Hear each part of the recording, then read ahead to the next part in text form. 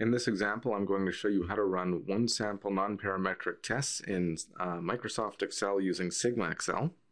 Now the example I'm going through is taken from the SigmaXL workbook.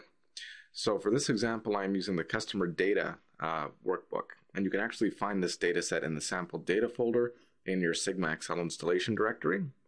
Now once you have customer data open, click on the SigmaXL tab, then click on Statistical Tools, go down to Nonparametric Tests, and select One Sample Sign. Now for this example, make sure stacked column format is selected, and for your numeric data variable, select Overall Satisfaction, and for your optional group category, select Customer Type. Set your null hypothesis to be a median of equal to 3.5, and set the alternative hypothesis to be a median of not equal to 3.5. So click OK, and you'll see these results are shown.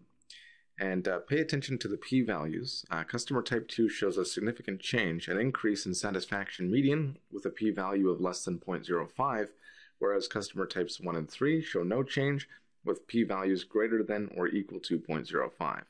And while the p-values are not the same as those given by the one sample t-test in an earlier video, the conclusions do match.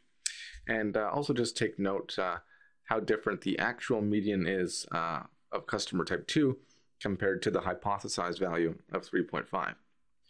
Now for the one sample Wilcoxon signed rank test, it's a more powerful test than the sign test. It adds an assumption that the distribution of values is symmetric around the median. An example of a symmetric distribution is the uniform distribution. Symmetry can be observed with a histogram or by checking to see if the median and the mean are approximately equal. Now the one sample Wilcoxon test is a non-parametric equivalent of the parametric one sample t-test. Now historically our median customer satisfaction score has been 3.5. Now we want to see if it has changed with the results grouped by customer type. So for the Wilcoxon signed rank test, all you have to do is click on sheet 1 of the data set, click on Statistical Tools again, go down to Nonparametric Tests, but this time select one sample Wilcoxon. Now the values we enter this time are going to be the same as what we entered previously.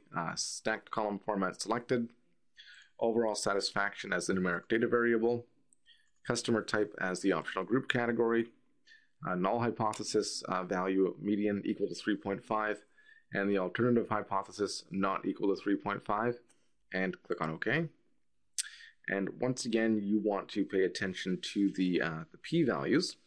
Customer type 2 again shows a significant change, an increase in satisfaction median with its p-value being less than 0.05, whereas customer types 1 and 3 show no change with a p-value of greater than or equal to 0.05. Now, although the p-values are not identical to the sign test and the t-test, the conclusions once again match.